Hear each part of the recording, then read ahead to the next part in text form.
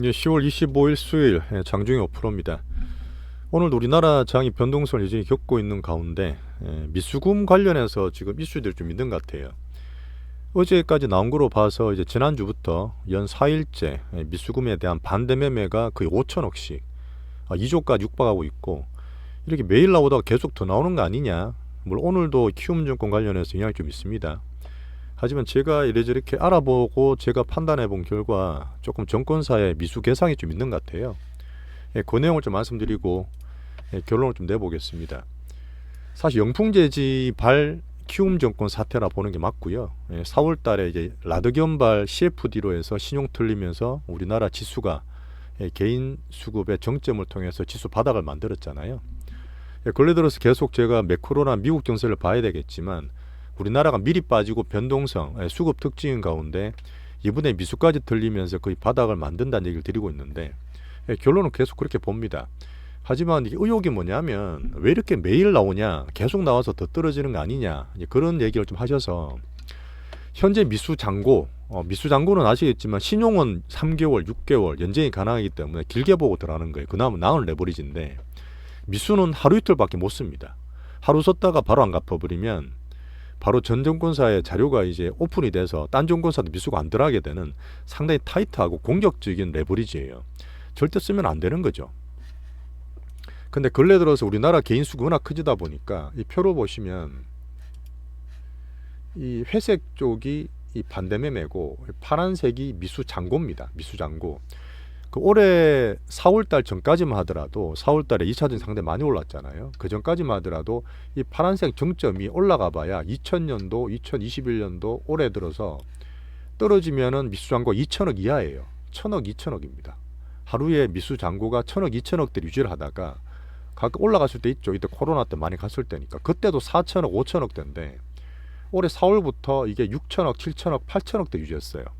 그만큼 단타로 개인들이 엄청 레버리지 사고 팔고 하면서 단기매매 많이 했다는 뜻인데, 좀 우려를 하다가 이번에 터져서 이 미수가 잘못되거나 주가가 빠지면 이 반대 매매가 나가지 않습니까? 근데 반대 매매가 이게 1조까지 나가요. 네. 반대 매매가 지금 이게 미수 잔고도 한 1조까지 올라 있지만 반대 매매도 하루에 5천억씩 나오면서 미수 잔고의 한 6, 70%가 반대 매매 나게 돼 있다고요. 근데 이게 사실 조금 의혹이 있는 겁니다. 그걸 좀 내시는 부분이 있는데, 이게 어떻게 이렇게 계산이 되냐면, 이게 정권사에서 받는 네트적으로 계산을 할 때, 자, 영풍재지 잠깐 말씀드려볼게요. 이걸 알고 계셔야지만 지금 변동성에 대한 이해를 좀 하실 수 있고 걱정을 키우지 않을 수 있습니다. 거의 뭐 정점이라 저는 보고 있기 때문에 그 설명을 드리는 거예요. 자, 영풍재지가 계기된 게 맞습니다. 하루에 조 단위로 거래되면서 개인들이 신용은 안 될 수 있지만 미수를 엄청 들어서 단타를 막 치고 있었잖아요. 근데 첫날에 하한가에 붙으면서 거래가 안 돼요. 이때 뉴스 보셨겠지만 지난주 수요일 날 반대매매 돼야 될 내용이 한 5천억 떴습니다. 5천억. 영풍재지에서만 반대매매가 5천억 나가야 돼요. 근데 이게 첫날에 거래되면서 이때 총 거래량이 한 50만 주밖에 안 됩니다. 250억밖에 안 돼요. 여기서 반대로 나갈 수가 없죠. 그럼 보통 이것만 들어간 게 아니라 딴 종목 갖고 있는 데서 이 정권사가 반대매를 때려버립니다. 일부적으로 개인분들이 변제를 좀 한다 하더라도 5천이 계속 떠 있는 거예요. 미수금 반대 5천이 잡혀 있는데 지난주 목요일, 이번 주 월화수까지 계속 미정산 중입니다.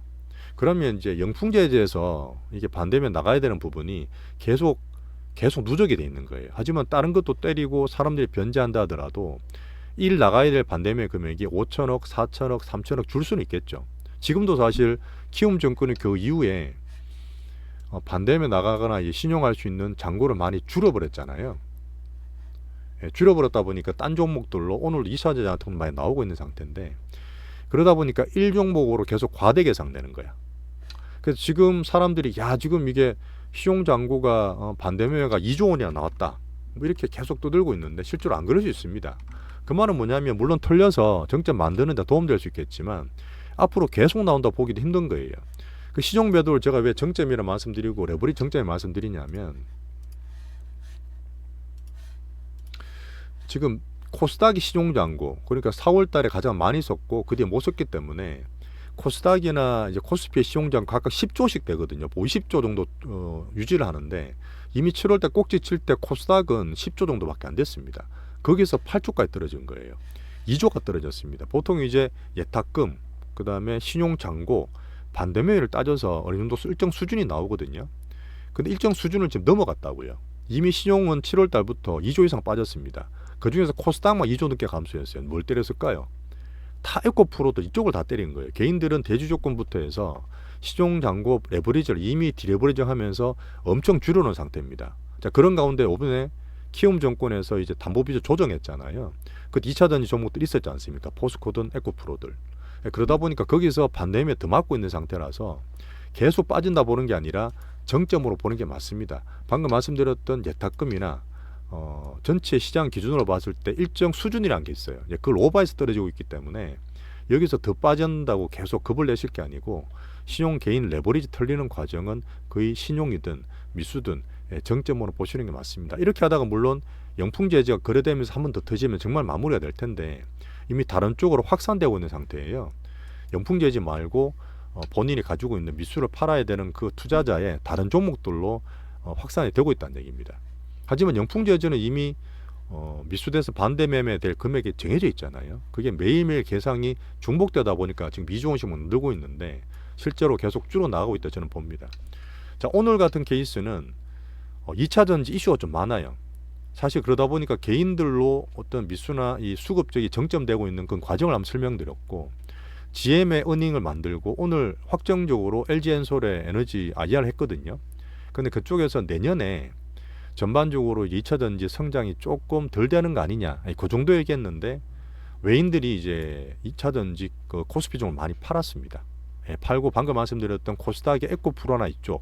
포스코 같은 데는 키움 정권의 담보 매물 축소가 나오다 보니까 그런 것들이 확장이 되면서 더 나오고 있어요.